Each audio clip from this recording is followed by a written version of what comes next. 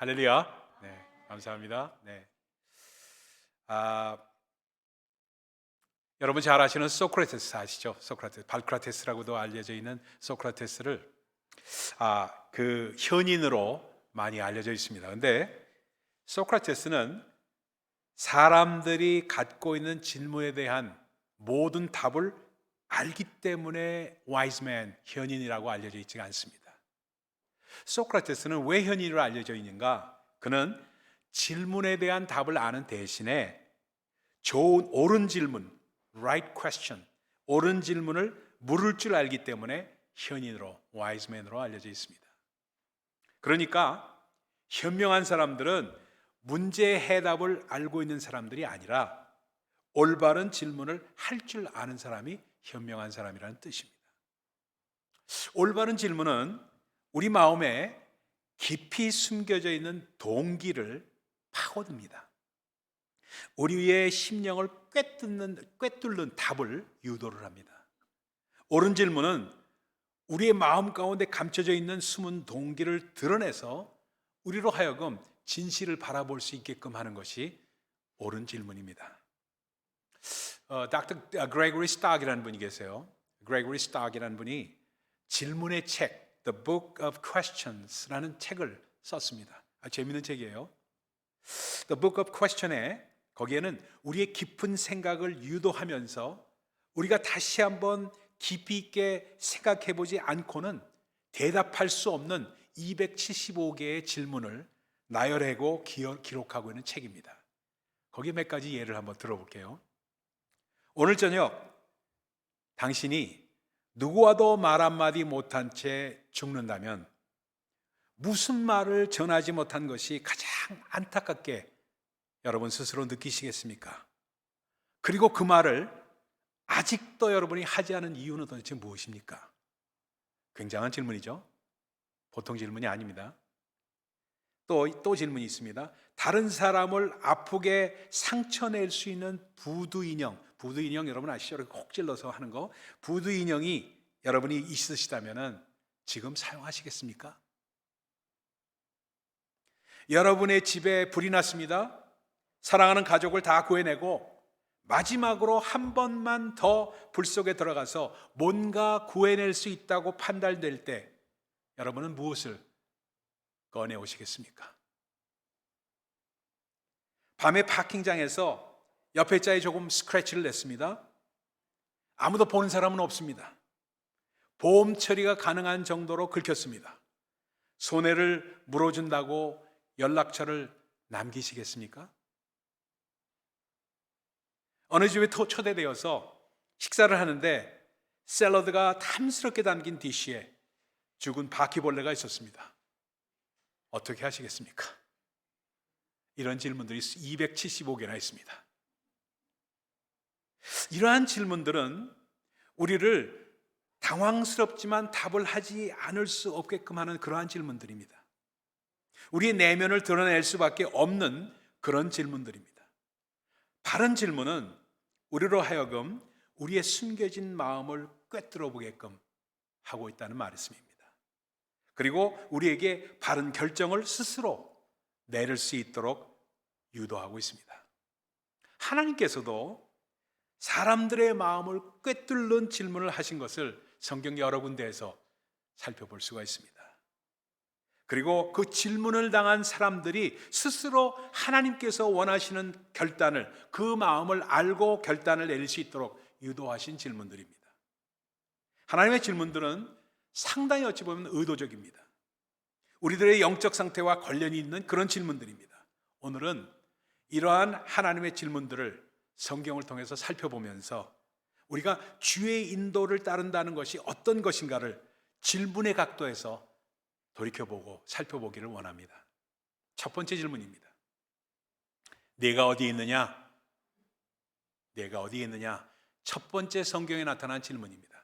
하나님께서 피조물인 인간에게 최초로 하신 질문은 창세기 3장에 기록된 내가 어디에 있느냐 하는 질문입니다. 아담이 하나님의 뜻을 거역하여 선악을 알게 하는 나무의 실과를 따먹음으로써 죄를 범하자 벌거벗은 수치를 견딜 수가 없게 됩니다. 그렇죠? 벌거벗었다는 걸 깨닫게 돼요. 그래서 무화과 나무 잎으로 치마를 해입고 도망을 쳐서 나무 뒤에 숨었을 때 하나님께서 아담아 내가 어디 있느냐 하고 물으신 것입니다. 여러분은 지금 어디에 계십니까? 혹시나 하나님으로부터 멀리 도망쳐서 여러분의 일상 생활에서 하나님과의 눈길을 피해서 그냥 나 혼자 그냥 내버려 두기를 원하지는 않으십니까? 전지전능하시고 무소부재하신 하나님, 그 뜻은 모든 것을 아시고 어느 곳에서 계시지 않은 곳이 없다는 뜻입니다. 그분이 아담이 나무 뒤에 숨은 것을 모르시고 아담을 찾은 것이 결코 아니지 않습니까? 하나님께서 아담이 어디에 어느 곳에 숨어 있는지를 아시면서도 아담아 내가 어디 있느냐 하고 물으신 것은 하나님의 뜻을 거역하고 타락한 후에 아담이 얼마나 처참한 처지에 있는가를 스스로 깨달아 알게 하시기로 물으신 것입니다. 제가 그런 적이 있어요. 이건 여담입니다만 그런 적이 있어요. 제가 이게 옛날에 성기등 교회에서 이렇게 가다가 여름이었는데 이렇게 가는데 복도를 이렇게 가는 어느 집사님이 한 분 오시는데 제가 집사님이 하니까 목사님 안녕하세요 하는데 여기서 담배가 툭 떨어졌어요. 담배가 툭 떨어지니까 너무너무 당황해서 담배를 집으면서 어쩔 줄을 몰라 했습니다. 그래서 괜찮다고 하고 지나갔는데 그 다음부터 이 양반이 제 눈을 못 맞춰. 이렇게 쳐다볼 때 눈을 못 맞춰. 그래서 그러지 말라고 제가 나중에 얘기한 적이 있습니다. 이와 같이 얘가 그래서 좀 그렇지만 아담이 범죄한 후에도 하나님과 눈을 못 맞추는 것과 똑같은 입장이 담배 하나 때문에 목사의 눈을 못 맞춘 그 집사님의 심정에서부터 알 수가 있어요. 그렇죠? 목사하고 눈을 못 맞추는 거 별로 좋은 게 아닙니다. 여러분 가운데 그런 분이 만약 계시다면 지금 그런 마음을 돌이키시기 바랍니다. 절대 그럴 필요 없어요. 제가 뭐라고요? 그렇잖아요? 오늘 똑바로 오시면서 대화할 수 있기를 예수 그리스도 이름으로 축원드립니다. 네. 여러분은 어디에 계십니까? 그래서 정말로 그분이 하나님께서 아담이 나무의 뒤에 숨으신 걸 몰랐기 때문에 그런 것이 아니라는 거죠. 그래서 무슨 말씀 묻고 계시냐? 내 처지가 어떠한 곳에 있느냐? 네가 지금 왜 나를 피하고 있느냐? 이것을 하나님께서 물으신 것입니다. 하나님은 우리의 잘못을 이미 아시고 우리가 고백하고 돌이키기를 원하시면서 우리를 긍휼히 여기신다는 말씀입니다. 오늘날도 이 세상에 사는 사람들은 어디에서부터 와서 무엇 때문에 살며 어디로 가는지 모르고 정신없이 이 세상 물질과 쾌락과 권세를 취하기 위해서 뛰어가고 있습니다. 그러한 무리들을 향해서 하나님께서 내가 어디에 있느냐? 내 처지가 어떠한가? 하고 끊임없이 외치고 계시다는 말씀입니다. 그러니까 하나님께서 하시는 첫 번째 질문, 내가 어디에 있느냐는 영적으로 그런 의미를 지니고 있습니다. 자기가 어디에 있는지를 아는 사람은 처참한 현실을 알기 때문에 구원을 호소할 수밖에 없습니다. 지난주에 주일날 제가 말씀드렸던 빌립보 감옥소에 있던 그 간수장 마찬가지잖아요. 내가 구원을 받으려면 어떻게 해야 됩니까? 하면서 사도 바울 앞에 무릎을 꿇었던 그 모습 우린 기억하고 있지 않습니까? 그와 마찬가지라는 얘기입니다. 하나님께서는 우리 인간을 구원하시기 원하십니다. 구원에는 아주 포괄적인 의미가 있습니다. 영혼 구원만 얘기하는 게 아닙니다. 문제 해결도 의미합니다.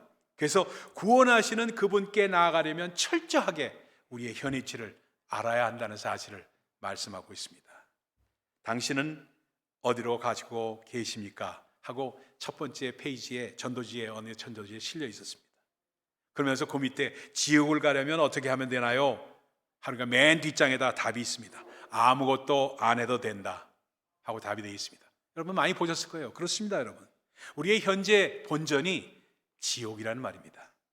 그렇기 때문에 나쁜 짓 하는 사람, 살인하는 사람, 거짓말하는 사람, 사기친 사람만이 가는 곳이 지옥이 아니라 우리 모두의 본전이 지옥에 가게 돼 있는데 그것을 모면하는 길은 은혜로 우리에게 여신, 그 문을 여신 분이 예수 그리스도이십니다.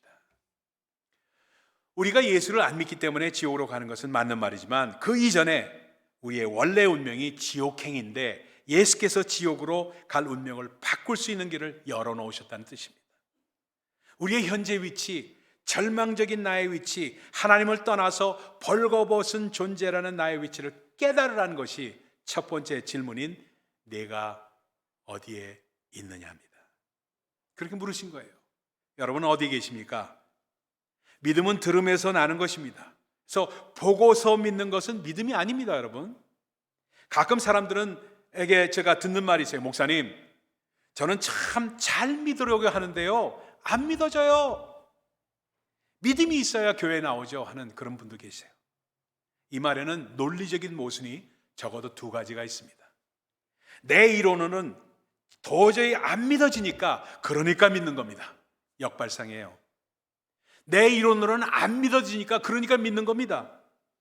그러니까 내 인간적인 논리로는 뭔가 보여질 때 믿는 것이, 그런 것은 신앙이 아닙니다. 내가 덜 깨달아지더라도 하나님의 말씀에 그렇게 기록되어 있으니까 내가 믿고 믿음의 눈으로 그것을 이해하려 하니까 깨달아지는 겁니다. 이게 믿음의 원리입니다. 그게 믿음의 법칙이에요. 또 하나는 믿음이 있어야 교회에 나가는 것이 아니라 믿음이 없으니까 좀 믿어보려고 교회에 나와서 하나님의 말씀을 보라는 겁니다. 그래서 그 말씀을 들어야 믿음이 생기지 않냐는 말씀입니다. 유튜브에 지식의 칼이라는 유튜브가 있어요. 저는 잘 안 듣는데 그 유튜브 채널이 현 세대를 논하고 비판도 하고 정치를 비판하고 옹호도 하는 그런 유튜브 채널이에요. 저는 안 듣는데 저희 집사람이 하도 그걸 시끄럽게 틀어놔가지고 그냥 저절로 들려서 할 수 없이 들었어요. 근데 정말 그 내용은 제가 언급할 필요가 없다고 봐요. 근데 맨 나중에 하는 멘트가 정말로 제 마음에 들었습니다.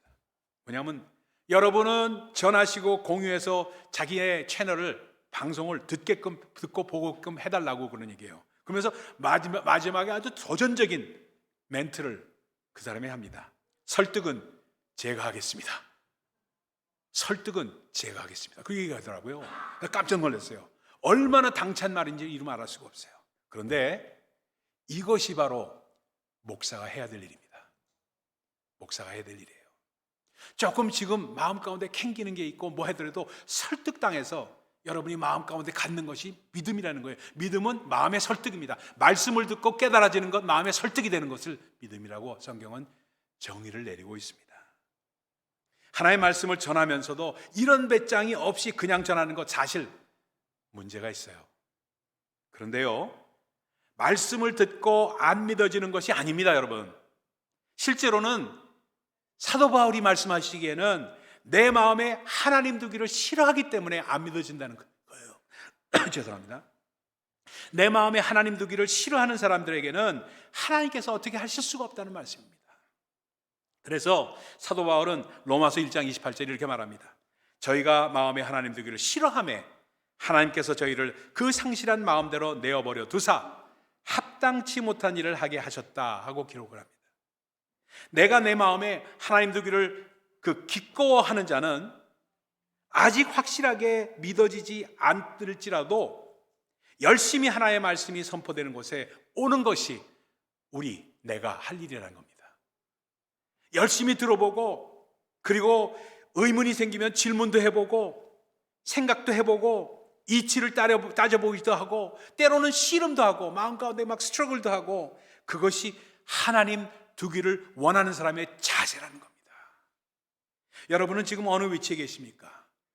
내가 어디에 있느냐 하고 물으시는 주님이십니다. 그래서 우리 찬송에도 갈 길을 밝히 보이시니, 그 찬양에도 그러잖아요. 뭐라고 2절 가서 이렇게 말해요. 듣기도 하고 생각하니 참 이치시로다. 이 가사가 너무나도 그 스트럭을 해본 사람들, 그리고 믿음 가운데 있어 보려고 하는 사람들이 가사를 맺는 거예요. 바로 이것이 마음 가운데 하나님 두기를 기뻐하는 자가 하는 일이라고 말씀하고 있는 겁니다. 그래서 하나님께서 구도자인 우리들에게 하신 첫 번째 질문, 그것은 바로 신도에서 성도로 가는 길입니다. 그 단계의 질문입니다. 내가 어디에 있느냐? 그리고 두 번째 질문합니다. 두 번째 질문은 내가 무엇을 보느냐입니다. 내가 무엇을 보느냐? 하나님께서 우리 인간에게 하신 두 번째 질문입니다. 이 본문에 나오는, 오늘 본문에 나오는 말씀입니다. 그러면서 예레미야가 살구나무도 보고 또 끓는 가마솥도 보고 하는 장면이 1장에 나오게 됩니다. 예레미야 선지에게 하신 내가 무엇을 보느냐입니다. 하나님께서는 우리가 무던히도 우리와 함께 주파수를 맞추시기를 원하십니다. He wants to tune himself with us. 그렇죠? 그래서 주파수를 맞추기를 그렇게 원하세요. 우리가 신앙생활을 하면서도 예수를 믿는다 하면서도 우리가 바라보는 것이 무엇이냐 이겁니다. 민수기 21장에 이런 사건이 나오죠. 노뱀 사건이 나옵니다. 여러분 잘 아시는 장면이죠. 모세를 따라서 애굽에 나온 이스라엘 백성들은 광야길을 헤매는 동안 그만 지치고 말았습니다. 그들은 사막의 뜨거운 기후 속에서 물도 음식도 마음껏 먹지를 못해서 큰 불만을 가지고 있었습니다. 무엇보다도 그들은 과거에 하나님께서 베풀어 주신 은혜를, 이 큰 그 은혜를 잊어버리고 하나님과 지도자 모세를 원망하기 시작했습니다.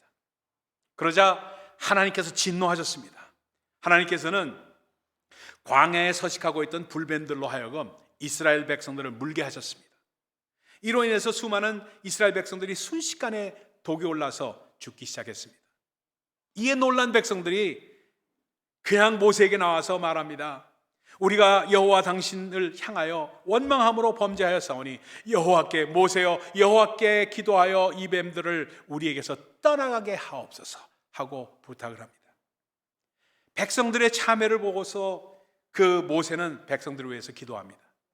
이때 하나님께서 모세에게 말합니다. 놋뱀을 만들어라, 장대 위에 세워라, 그리고 장대 위에 달고 그 물린 자마다 그것을 보게 하라, 그러면 살리라 하고 말씀합니다.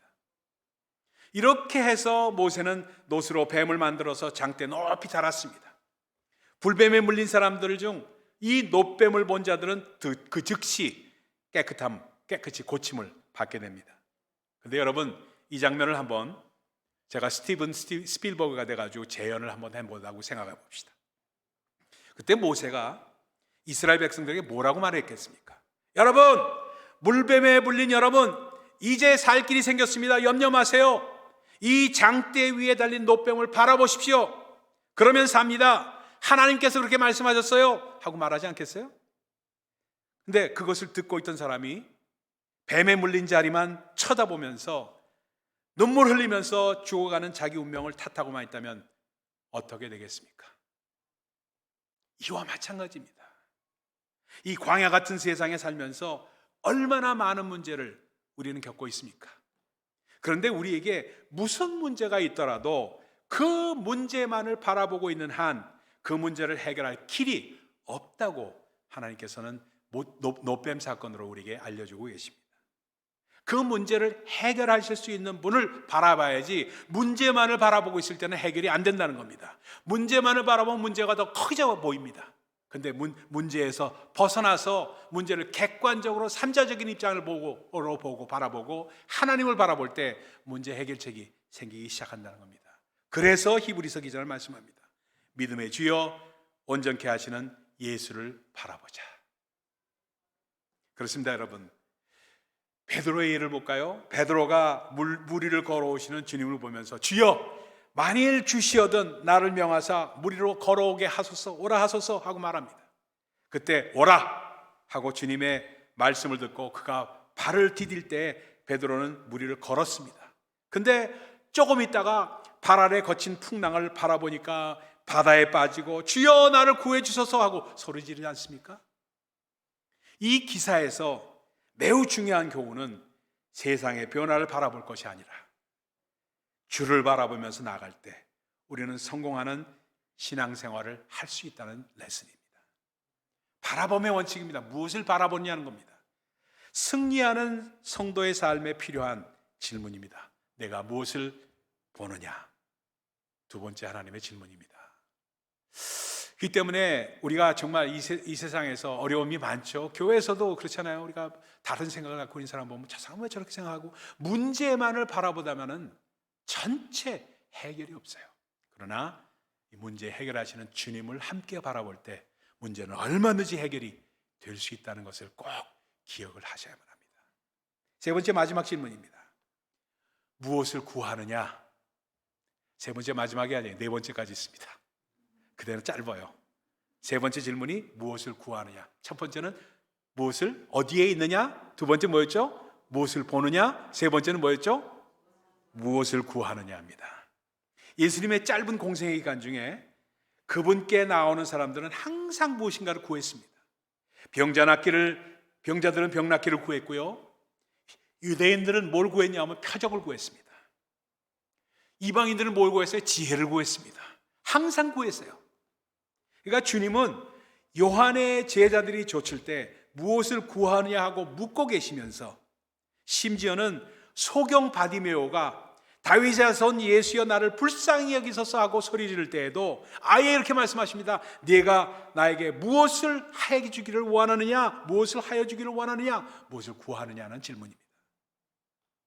여러분, 하나님은 우리에게 속지 않으시는 하나님이십니다.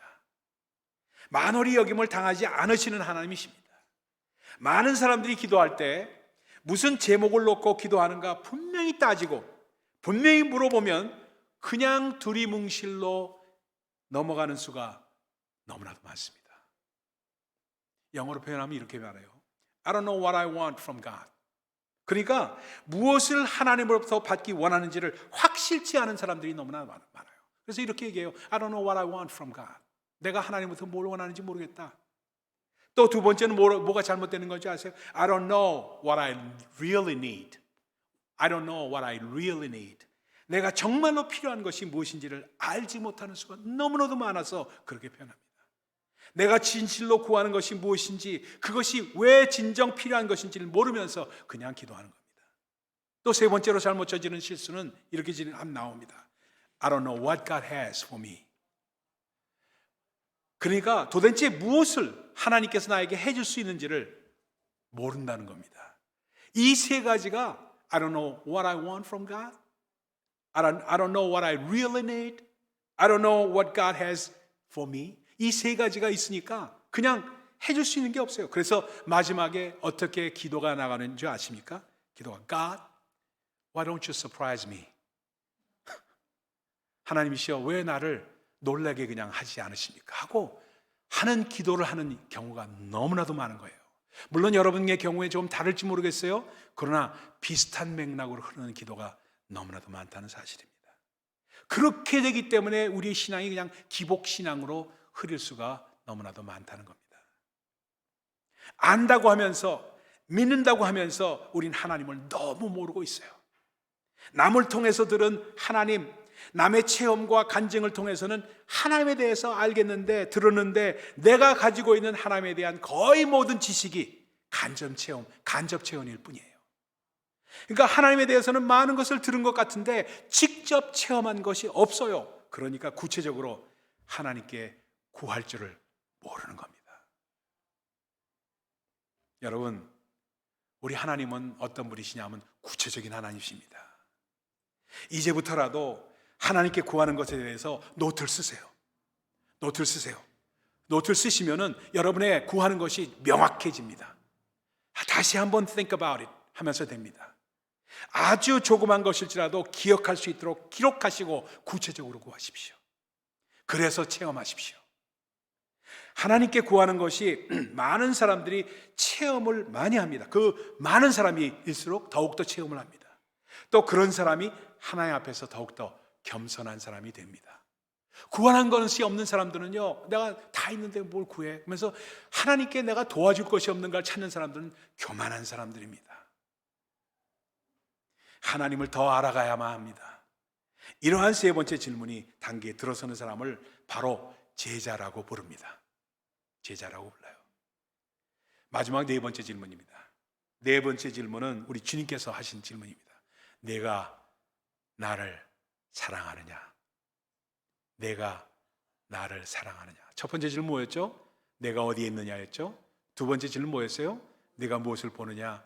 세 번째 질문은요? 내가 무엇을 구하느냐? 네 번째 질문은 내가 나를 사랑하느냐? Do you love me? 하는 질문이에요. 베드로에게 했던 질문이었죠. 하나님이신 우리 주님께서 하신 마지막 네 번째 질문은 내가 나를 사랑하느냐였습니다. 바로 신도에서 성도로, 성도에서 제자로, 그리고 이제 제자에서는 사도로의 부르심으로 나아가는 길목에 있는 사람들에게 하시는 질문입니다. 사도라는 것은 보내심을 받은 자라는 뜻입니다. 사도가 사도 바울처럼 돼야지만 사도가 아닙니다. 보내심을 받기만 하면은 누구나 사도가 되는 거예요.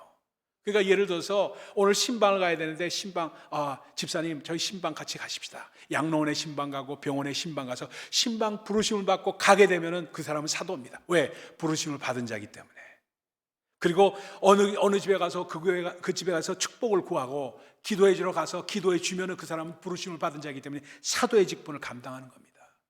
전도하러 가서 전도의 메시지를 전하게 되면 그 사람은 보내심을 받은 자의 직분을 감당하기 때문에, 그렇기 때문에 뭐냐면 사도의 직분을 감당하는 겁니다. 사도를 영어로는 아파슬이라고 표현합니다. 아파슬이라는 말은 헬라 말에서 아포스톨로스에서 나왔습니다. 아포스톨로스라는 말 자체가 뭐냐면 보내심을 받은 자라는 뜻입니다. 그러니까 어떤 일을 하든 보내심을 받고, 정말 홈리스 쉘터에 가서 그거에 가서 점심을 나눠주고 아침을 나눠주면서 빵을 주는 것, 그건 뭐예요? 누가 하는 거예요? 아포스톨로의 사명을 감당하는 겁니다. 아무것도 아닌 것이지만, 별거 아닌 것 같지만 부르심을 감당하는 자는 누구든지 사도라는 말씀입니다. 그렇기 때문에 정말로 우리는 어떤 상황이냐면 신도에서 성도로 가고 성도에서 제자로 가고 이젠 제자에서 사도로 부르심을 받은 자로 한 단계 한 단계 나아가는 질문을 주님께서 하시고, 그것을 따라서 주의 인도 따라서 나아가는 것이 주의 인도를 따르는 삶이라는 뜻입니다. 사도는 보내심을 받은 자라는 뜻이라고 말씀드렸죠. 평신도로도 얼마든지 사도로 쓰임을 받을 수가 있습니다. 주님의 부르심을 듣고 그 부르심에 응해서 나아가는 모든 사람이 사도입니다. 다른 말로 하면은 제자를 길러내는 사람도 사도입니다. 그래서 둥지에서 성경 공부를 맡아서 또는 이거 나눔을 맡아서 같이 나누고, 오늘은 이번 주에는 이분이 맡고 다음 주에는 이분이 맡으면 그분은 사도로 세움을 받는 겁니다. 그 사도로 세움을 받는다는 것이 얼마나 특권이고 얼마나 영광인지는 모른다는 사실입니다.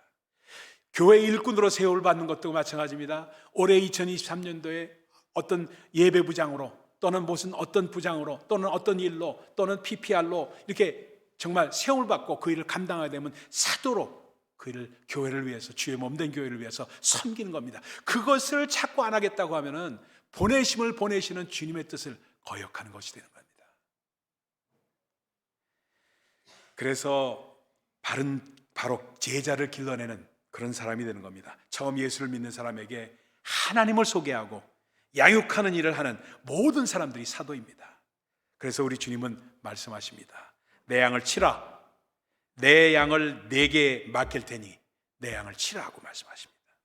여러분, 우리 주님은 주님의 제자를 여러분이 길러낼 수 있다면 이건 얼마나 큰 영광입니까? 왜냐하면 주님의 양을 치는 것이기 때문입니다. 나의 양은 하나도 없이 바로 우리 주님의 양입니다. 그때 우리는 사도가 되는 겁니다. 내가 나를 사랑하느냐? 우리 주님의 마지막 질문입니다. 첫 번째 질문 아까 말씀드렸죠. 내가 어디에 있느냐? 무엇을 보느냐? 무엇을 구하느냐? 내가 나를 사랑하느냐? 이 네 가지 질문이 항상 여러분의 심령 가운데서 울려 퍼져서 그 질문에 하나하나 자신 있게 구체적으로 답하면서 주인도 따라 힘차게 전진하며 승리하시는 우리 모두가 되시기를 예수 그리스도 이름으로 축원을 드립니다. 기도하겠습니다.